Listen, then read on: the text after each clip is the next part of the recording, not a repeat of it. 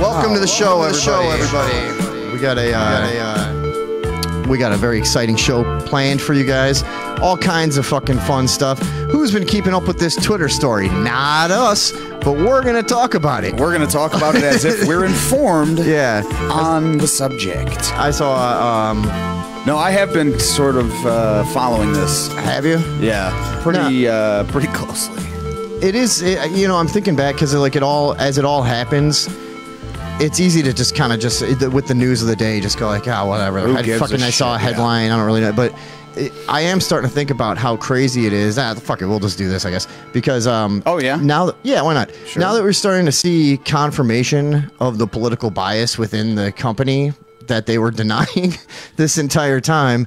It starts to make the whole thing of Elon Musk buying them like it started to put it in perspective for me when it's like it really is fucking surreal and hilarious that this is all taking place, Yeah, it's insane. Yeah, to the point. What was the FBI thing? Do we want to just kind of start with that? Yeah, we could start. I mean, I mean, we could do whatever. That doesn't, honestly, I'm not like being No, yeah, we might as well, yeah. Yeah, we could do whatever you want. It's just getting absurd, right? It is. And here's another thing is that, unfortunately, the only fucking... the only outlets that are even covering it is like Fox News. I saw when you flip through the news cycle, if you like search for this stuff, it's all very downplayed and most of the articles are like, here's why it's fucking bullshit. It proves the opposite of what they're trying to say and stuff. And whoops, I just coughed into the mic. Yeah, that was cool. Just testing it out. Just seeing how that goes for the folks out there. Yeah, so here's a little story. So this is my... Okay, let's just go on. What's been going on lately, So basically, I don't know how many of you have been keeping track. What's up, Eric Paddock? Long time no see. I don't know how many of you have been keeping up with this. More than just cursory glances. But the Twitter file... So after Elon Musk... Okay, so let's start at the beginning. Go ahead. Elon Musk spoke about buying Twitter because he thought that free speech was not being allowed on the platform, and he thought that it was an important platform to have everyone's voices be heard equally.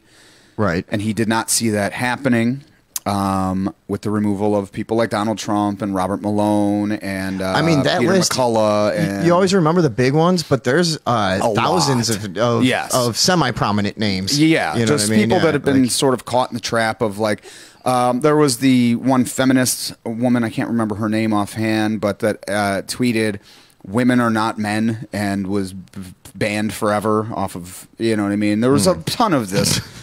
Well, with hateful rhetoric like that. Yeah, I mean, how can you be allowed to speak? Right, yeah. But then Twitter was always saying that, and Twitter, I remember Vijaya and Jack Dorsey going on Rogan back now a couple years ago with Tim Pool to try and debate the fact that they are not heavy-handed on one side or the other and trying to justify their policies.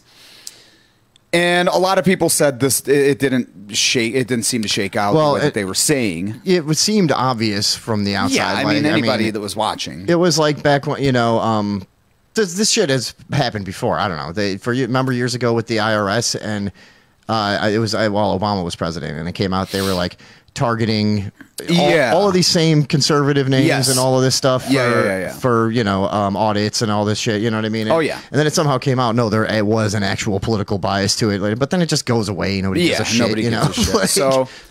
So everyone was up in arms about and saying that I've seen Elon Musk, and I know people that basically get their news from CNN and MSNBC and shit that were now positing the idea that Elon Musk is a white supremacist, which is fucking hilarious to me. It's weird, like how this shit happened. Like I didn't know when this was happening, but like I didn't understand when did Elon Musk become so hated by so many people on the left. It just happened overnight, and I didn't get. He was the memo. Like the savior. Everyone was buying his electric vehicles. He was doing more for the environment than anyone. All of this shit, and And then he had the SpaceX, and he was, all of this. And so he's, like you just said, he's been, if nothing else, a very interesting figure. Right. No, but it's just weird how it's I don't know. It's dystopic how it just suddenly, some fucking switch is flipped and it's now you hate this guy. Yes. Okay, yes, we hate him. He's a threat to democracy, and he's emboldening white supremacy. So many people are able to hateful rhetoric that's going to result in real life violence, and all of these things are being said by the usual suspects. Right. And it's. It was getting to the point where it was almost laughable, but, and he, in stride, was just trolling.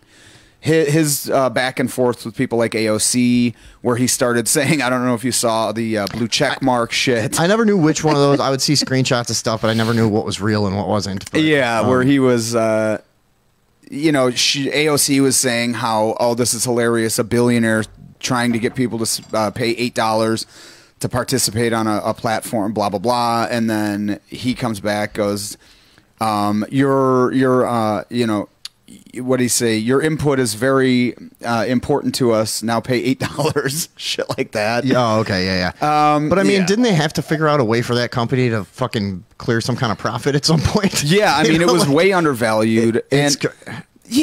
This is another thing, is everyone's like, oh, he screwed the pooch. All of his haters now have been saying, like, Elon made a massive snafu with this, and he's going to fucking tank this and blah, blah, blah. Meanwhile, usership is up like 700%. Is it really? Wow. Yeah, it's fucking, the metrics, the analytics are crazy. No, and I also noticed that when I was looking, so I was kind of just doing a survey of all the different types of media, what they would be saying about this. And one thing I noticed was, like, from the Wall Street publications and stuff, they were all like, this company's going to be doing much better now. Oh, yeah. So like from a purely financial standpoint, from the people that do that for a living, they seem to all agree, like, there's good things happening with this company. I've seen projections saying that, like, oh no, he's going to have this $1 trillion company in 2 years. You know what I mean? And like, and this is the funny thing, is when anyone was saying, like, oh, he's gonna fuck this up, he's gonna, Twitter's gonna be defunct in a year or whatever. My take on it was always like, everyone said this when he bought Tesla.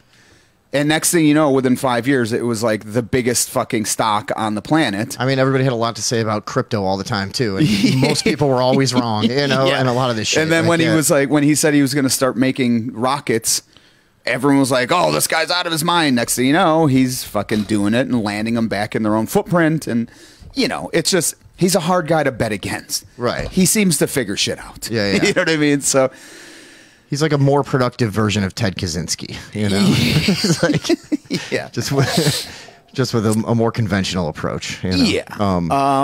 So then he starts saying that he's about to drop the Twitter files. So he started looking into what has been going on behind the scenes in the upper echelons of the Twitter management. Yeah, and Twitter files, I think, is just kind of like a catchy way to label this. Like, it's just a series of tweets, right? Yeah, it's a bunch of emails between the safety committee, all these boards of safety and content management and all this shit behind the scenes.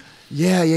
The one thing. Sorry, but that this would be a great time to bring up that FBI thing, because that's one of the most interesting things that was revealed here. That's the angle that I'm most interested in. It's crazy. I mean, it's coming out that the FBI. What's the guy's name? Yoel something? Yoel Roth.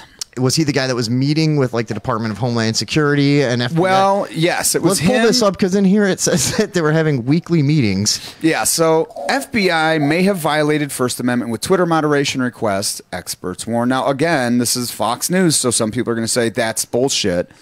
And, they're just going to discount anything that's said on this platform. Yeah, but there's some tidbits they didn't make up, Well, yeah. That's the way I would see it, but yeah. So let's just read through. The FBI may have violated the First Amendment by asking Twitter to moderate certain speech, as revealed in a recent Twitter files release. Constitutional experts tell Fox News Digital. And this is a thing that decades ago would have been inconceivable to most Americans, to think that there would be like blatant and open FBI censorship of a publisher or platform. You know what I mean? It's collusion. Yeah, right. It's collusion. Well, this is the type of thing to silence your political opposition. This is the type of thing they used to tell us when we were kids could never happen here. So that's exactly why I find this so fucking frightening. Yeah. Because here's the thing: is this is what a lot of people were saying was going on this whole time, and they were being marginalized as paranoid, as conspiracy theorists, as as right wing loons. Yeah. And it turns out, okay, so a Twitter Files installment released by Substack journalist Matt Taibbi. So let's go into this a little bit. So, as these things were being sort of organized for dissemination, Elon Musk announced that he was going to release these through two. Yeah, he just found the right journalist, I guess. Yeah, two journalists. From his perspective, at least. Yeah. And a lot of you may be familiar with these two. Matt Taibbi is a former editor-in-chief over at Rolling Stone magazine, who sort of was ousted from the left, which is a very left-leaning publication, and he was sort of ousted from the left by being critical of certain things during the BLM riots. Yeah, he's like in a handful of those people that you probably know more of the names than I do, but there's like 5 or 10 people in the past few years that have been like somebody who was heralded on the left and, and went from as a hero. Yeah, to now like a complete libertarian or something. Yes, and pushed out. And that's where this red pill term has come in. Yeah, where people, whatever. So Matt Taibbi and Bari Weiss, who was a woman that was a New York Times journalist and sort of, I think she still writes for them once in a while, but is widely, criticized and sort of hated by a lot of the left for being critical of the Democratic Party on a lot of things, and sort of some of the trans movement and things like this, where she's not supposed to be critical of them. And so now we've all seen the I mean, it's pretty the rigmarole. Yeah. So. Yeah. He announced that he was going to be releasing these in installments through Matt Taibbi and Bari Weiss. And so let's go back to this. So now we're right at the really interesting part. So Yoel Roth apparently attended weekly meetings with the FBI, the Department of Homeland Security, and the Director of National Intelligence about moderating misinformation ahead of the 2020 election, which is funny. It is funny. Isn't it? Because I remember them making a lot of accusations about another entity doing exactly that. Yes. And calling it collusion. And calling it a threat to democracy. And sure, because it undermined the sanctity of our fucking blah-de-blah whatever. So in October 2020, just weeks before the election, the FBI prompted Twitter to take action after it flagged 2 tweets related to alleged voter fraud, according to a screenshot of internal communications posted by Taibbi. Twitter responded by slapping a label that said, "Learn how voting is safe and secure," on one of the tweets from the GOP Indiana politician, according to the screenshot. So, now first of all, let's go into some of these. Let's go over here.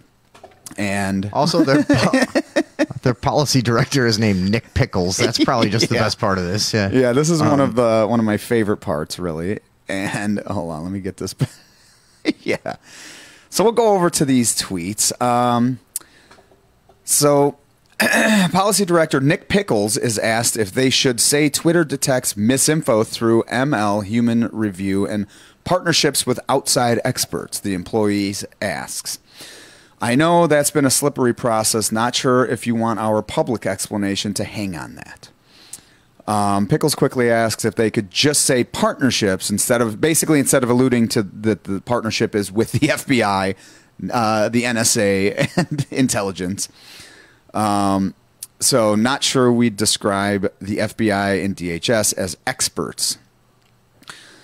This post about the Hunter Biden laptop situation shows that Roth not only met weekly with FBI and Department of Homeland Security, but with the Office of the Director of National Intelligence.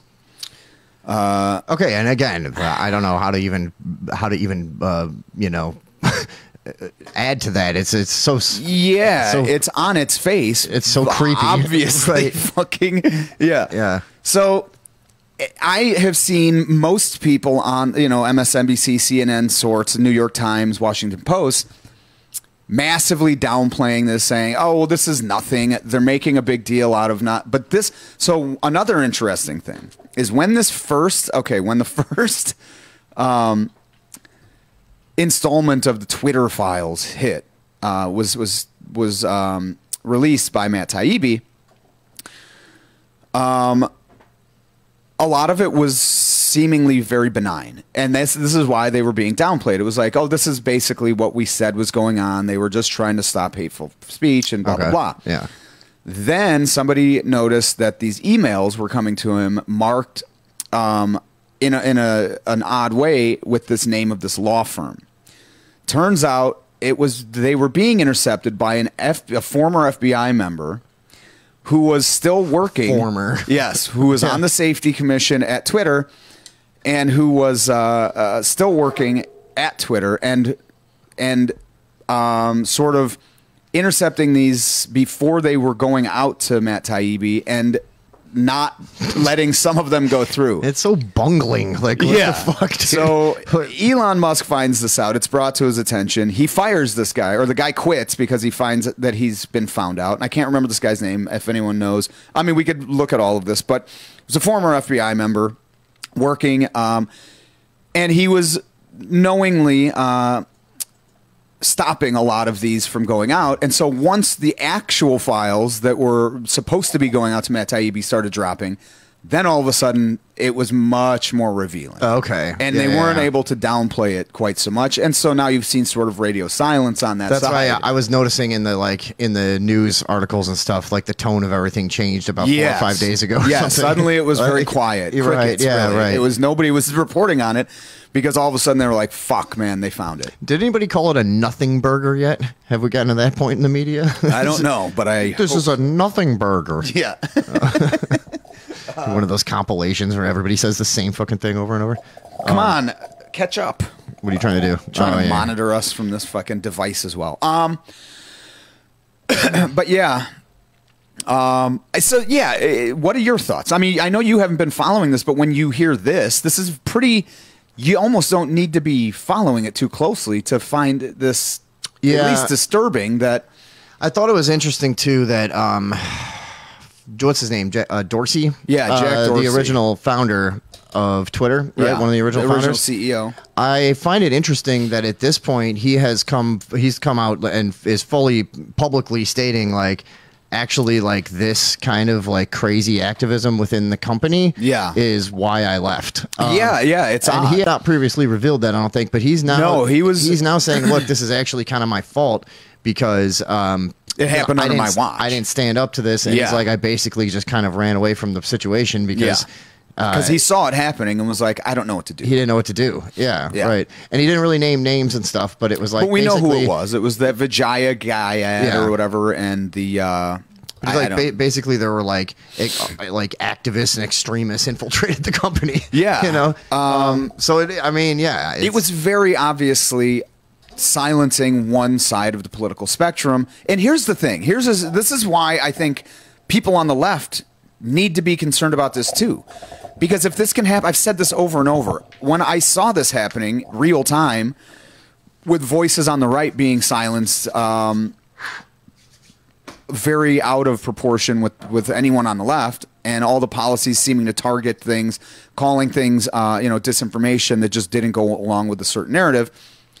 My take on it was always, you need to be concerned because you don't know who's going to be in power next. Sure. Because if this was your hated rival, Donald Trump, at the helm, then he would be able to do this to you. Yeah, or what if the Amish get in power? Yeah, what if Mormons? That would be really bad. Jesus. Actually, right, yeah, the Church of Jesus Christ of Latter-day Saints. I know, yeah. Now, next thing, the only people that have a voice are those who believe in a guy who stared into a hat with some golden tablets. I know, yeah. Or the Amish get in power and they everyone can't use cell phones anymore. I was just going to say, like, you got to call your friend on an abacus somehow. Smoke signal Twitter. Right, yeah, exactly, yeah. What a mess is that? It's already hard enough, what's to lost in navigate translation the shit, written words. Yeah, how many characters, how many fucking smoke puffs do we get? There has to be a limit. Yeah, 240 smoke puffs. Right. Look, we're not looking to go down that road, folks. Anyways, that's the thing is, you open the door for all of those things we just said. Yeah. That's what you really want to be careful of, yeah. But yeah, so I'm continuing to follow this story. I think it's a fucking interesting... And so here's another thing that I don't know if you saw this. I think the next wave of Twitter files that's going to drop is the censoring centered around COVID policy. Oh, yeah. Well, because it seems to mostly center around that and Hunter Biden's laptop. Yes. Like the big ones. Those are the two big ones. And then also, like... Because, dude, we all know, like, the YouTubers talk about it all the time. They fucking... If you guys listen to, like, a lot of more serious YouTubers and stuff, they for a long time, I don't know if they're still doing it, but they would fucking what am I trying to say, like blank out whatever, self-censor or like bleep out any mention of like COVID, or they started code words they would say CV or the whatever, V for vaccines like this because it would immediately get you taken down. On every site we're being ivermectin, they started calling it that was if you even uttered the word on a video. Remember people wouldn't even say vaccine for a while. Yes. Yeah. So this is not trivial. No. And the way that it's being downplayed, and this was sort of a rushed story on our parts, but we can put together a real comprehensive... This is the problem with doing the show the way we do it. We're lazy. Yeah, we don't... We're ill-informed. But that's our charm. And that's why you people sit here with us. No, we're doing okay. I mean, we're doing all right. It's supposed to be... it's loose. It's supposed to be, folksy. I say folksy. Yeah, we have an Amish tenor. Right. But no... so that is supposed to be, and I don't know if you saw a tweet by Elon that the left started melting down about the other day. It said, Elon tweeted out, "My pronouns are prosecute/Fauci." Who said that? Elon Musk. Okay, yeah. So he's been trolling people this whole fucking time. How it's hilarious how much the world is. Luke says, "And say goodbye to this episode. LOL should be down by morning." Yeah, that doesn't. But Facebook isn't. This is what people are saying. This is a lot of people are going, "All right, Elon, YouTube's next." Yeah, like if he just starts buying up everything, 'cause he's got the fucking money. Yeah, man. It's funny how much the world has changed. That like when we were little kids, you can't imagine like a fantastically wealthy business tycoon that also had this like youthful approach and sense of humor and stuff. Odd, you know what I mean? It's like fucking that would just, bizarre, dude. That would just just insult people on a massive platform and shit. It's like, who was the first one? Maybe like Richard Branson or something, or like, I don't know. Maybe like Rupert Murdoch, but he was these kind of a shitbag. Did they always exist, or is it just that we can hear what they have to say now, or like it just seems so out of place in our timeline? You know what I mean? What's funny to see? Warren Buffett was always sort of, kind of irreverent. Was he? Yeah, he was always sort of stupid. But yeah, this is here's another take is like as he's gone from sort of hero of the left with the electric car revolution and all this shit to pariah and white supremacist and hate monger. Yeah, he's also for free speech advocates has gone to like hero level. You know what I mean? Like I was always interested in him. I always found him to be a really interesting character, and just the way his whole life has played out. Because another thing a lot of people would say is like, they hate billionaires on this, in generally. What? Flamingo and lightning. Oh, really? Oh. Well, okay. Well, yeah, just answer it. Yeah. Hello, you're on with Tom and Vinny. What's up? Hey, Tom. It's Chris. How are you, buddy? Hey, what's up, man? This is the Flamingo, everyone, from Flamingo and Lightning. Flamingo and Lightning fame. A.K.A. Chris. What's happening, man? We all remember when our epic battle lit the world on fire, and it attained no less than 129 views between us. Remarkable, really. Didn't exactly make the splash in the podcast world we were aiming for with that, but... But yeah, riveting stuff. What's up, man? How are you guys? We're good. Just got back from dinner. Oh, there you go. So right now we're just going over the Twitter files. I don't know where you lie on this, we were trying to... Were you listening to the show, or were you just calling because we asked you to? I just got in and I got my message, so I just called you. I got you. And I apologize, guys. No, that's fine. Can we? Because we had a we have a specific thing, and we'll probably do it second hour. If you don't mind, can we get back to you? Because there's a specific thing that we would love to get your take on. And it's a pretty heavy subject, but I can kind of run you down during our first break or something like that, and see if you want to jump in. Yeah, sounds good. Awesome, man. Thank you, brother. Cool. Thank you. All right, thanks, guys. All right, man. All right, later. Bye. All right. Now, that is an example of a call that wasn't about what we were talking about, but still went pretty good and didn't really interrupt us. It's reasonable. Yeah. So everyone take note. We just like to yell at everyone that calls in. Yeah, so we're gonna have a little segment with Flamingo later. Yeah, and we didn't even tease that at all. We didn't even tease that, and now we did. But yeah, so what was I saying? Oh yeah, but yeah, the one of Elon's kind of trolly tweets, but more serious, more on a serious note, was he was saying, like, I believe in this so much that I am putting my actual life in jeopardy, because he is pissing off all the wrong people. Yeah. You know what I mean? He's exposing a lot of behind the scenes shit that has been going on. It's going to be weird to see how this whole thing plays out, because he's going up against obviously a powerful and influential mafia, you know what I mean? Yeah. And it's not as though they probably don't have any other plays. You know what I mean? And yeah, but he's so prominent. The old suicide by shooting yourself in the head 5 times is always an option. Hanging yourself after shooting. Dude, when you're at his level, if you're like going against a mafia like this, you have to employ the right security. He has to have Blackwater around. That's what I'm saying. So he's just got to pay more than the other guys that would pay to get him. So you know what I'm saying? So this is a very odd. I don't know.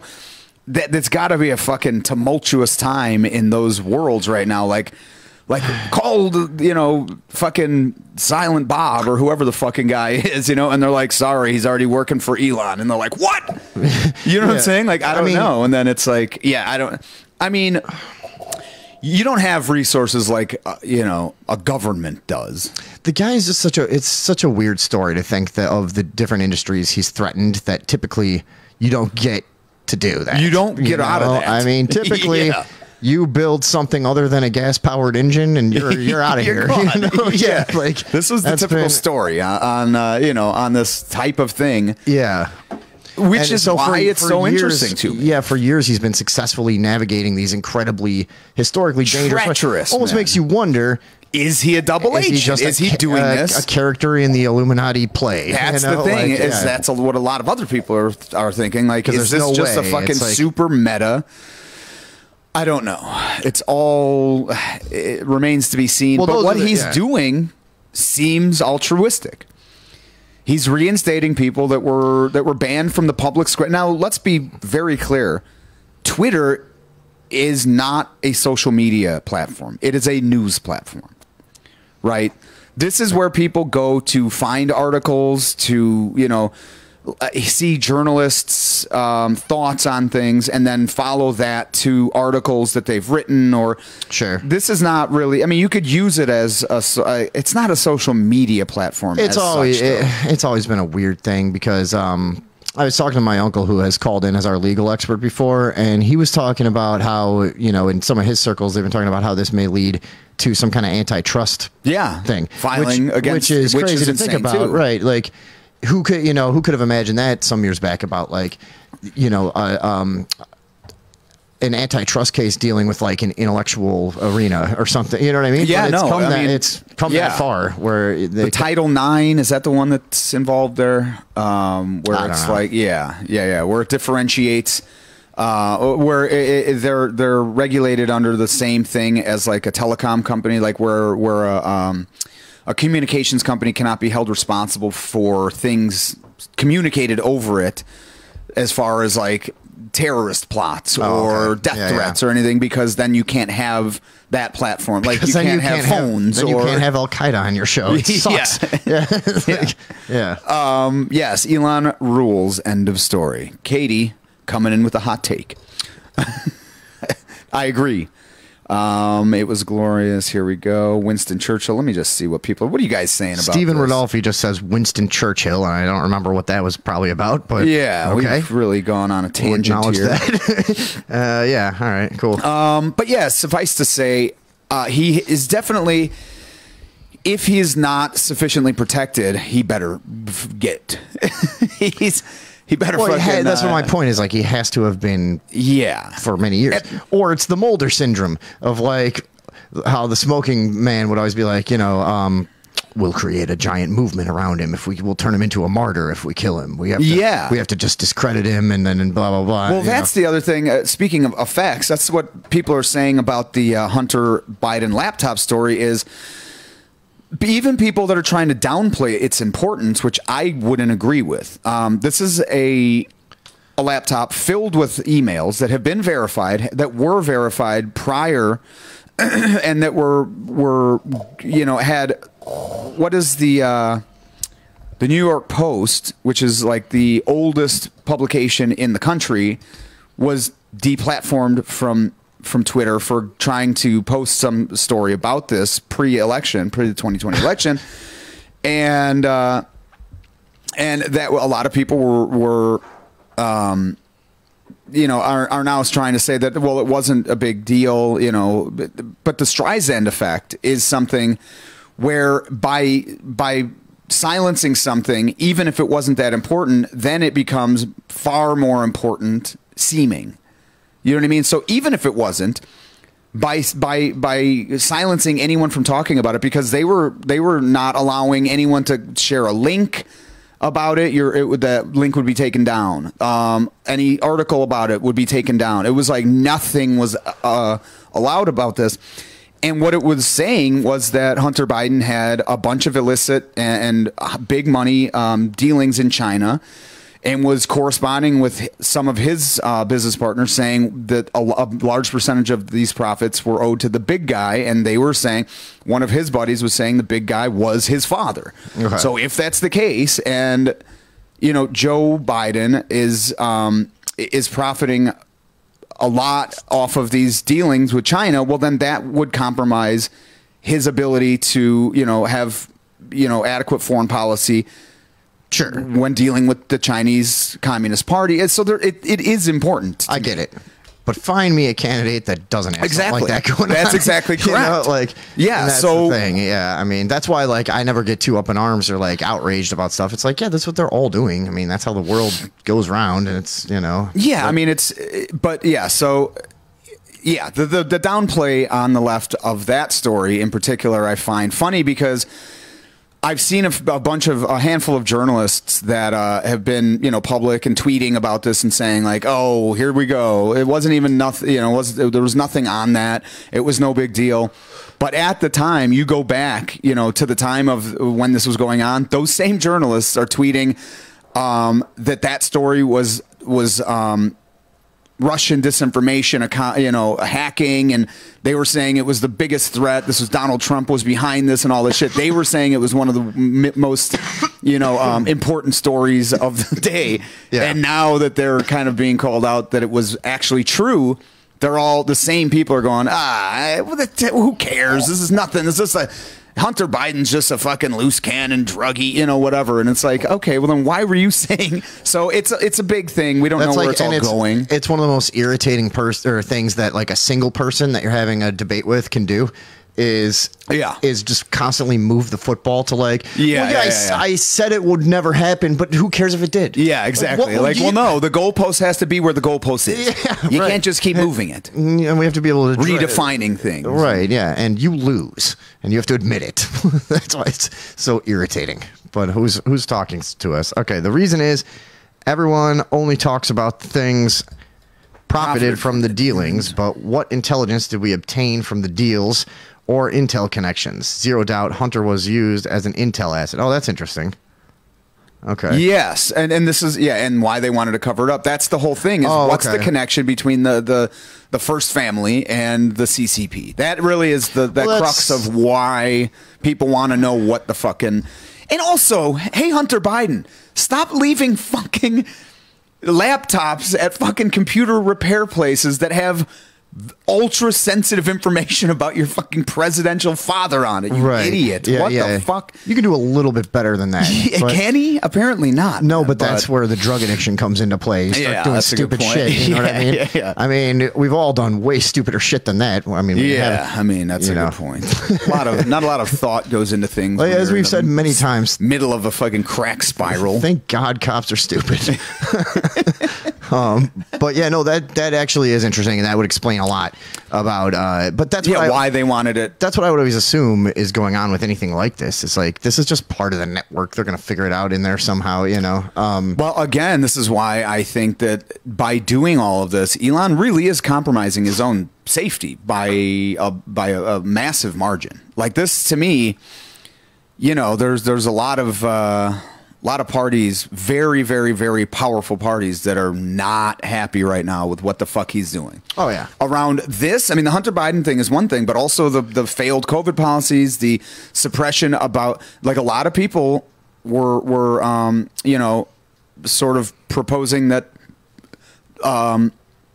pharmaceutical companies were at the heart of the reason that you couldn't talk about vaccine efficacy. That's crazy. About alternative therapies for these things. Anyone will tell you over the years too, like where you know what gets cut from late night comedy sets, you know what gets edited out of interviews, you know what gets protected constantly is pharmaceutical interests. That's the fucking most powerful. It's behind the scenes aspect of media. It's you know. And honestly, I've heard that it's not even the most powerful. I've heard the insurance mafia is even bigger. Oh, okay. I heard that they control more than the pharma, but yeah, because their thing is pretty bad too. Yeah, it's insane. Like they control what doctors can and can't even do. That's true. Yeah, right. So like they're paying it. They're the ones going like, no. That's not. You know, that's not going to be a viable thing. It's a twisted or else we don't pay web of the corruption. money. Yeah. So So all of these parties are not ones that you would want to trifle with, and he's fucking doing it. But he's doing it out in the open, and I think maybe he thinks that that's sort of a safety net. Like, well, if I'm so obvious, it would be too obvious if all of a sudden I go, missing and whatever. But I don't know if they see it that way. I think that they there's been a lot of suspicious fucking deaths over the years that have just been like, not the least of which is JFK, like yeah, exactly, in the middle of 1,000 people on television in front of millions, like Jesus Christ. Yeah, Epstein. Yeah, Steve says. Epstein is like, that's not even talked about anymore. How is that? I don't understand how there's anyone, because there's still people that if you kind of run that thing down for them, their eyes will gloss over him like, oh, that sounds crazy, the conspiracy theory stuff. Like, yeah, really? Is it? Does it? Does it really sound? If that's where your head is, then you are, a man with extremely powerful connections and blah blah blah. And the cameras obvious go out. Mossad connections through his fucking girlfriend and accomplice. Ghislaine, right? Whose father was an active, fucking Mossad agent, double agent, to be honest, that were killed, supposedly thrown off his yacht by Mossad, right? Like, and then the entire Seth Rich is another one. You're witnessing real power when the entire media says the same thing. Oh yeah, and remember at the time they go normally. Ghislaine Maxwell would be used to go after like the higher ups and the whole network of these sexual predators. However, Epstein's dead, therefore the chain is broken. Yeah, so that's all that's who we would have gotten. What? That was it. Yeah. And that's who we would have gotten, and it's already gone. So, I heard tell of a little list, and then we never saw any of that. Yeah. So that's look. It's quite a web. Yeah. But these Twitter files, if anyone hasn't been looking or isn't on Twitter, I'm sure you can find them elsewhere, but I'm pretty sure they're exclusively being disseminated by Matt Taibbi, Barry Weiss, and I think another journalist has been brought into the fray. And I'll have to, you know what? I'll put a little more of a comprehensive look at this together for next week because, like I say, this has just been ongoing. And like I said, the FBI, the former FBI agent who was involved in it sort of sabotaged the first wave of it anyways. So that was, you know what I mean? It was a very odd. Well, now it couldn't be clearer that there was a reason to have this act deceptively. Yes, and also for us to want to know what the fuck is going on over there. Because if big tech is in bed with the Democratic Party to silence political opposition, even if you don't like the right, that's not a good thing, because we only have 2 fucking parties. You can't have one. Yeah, we should be moving in the other direction. Yeah, I feel like you can't have one party, because then you have authoritarianism. Yeah, and then nothing. Yeah, then that's a very. It's not even a slippery slope. It's a fucking obvious. We've seen this happen in countries. Yeah, dude. I mean, where all political opposition is silenced, and the only one left standing becomes tyrannical, and you know what I'm saying, atrocities happen.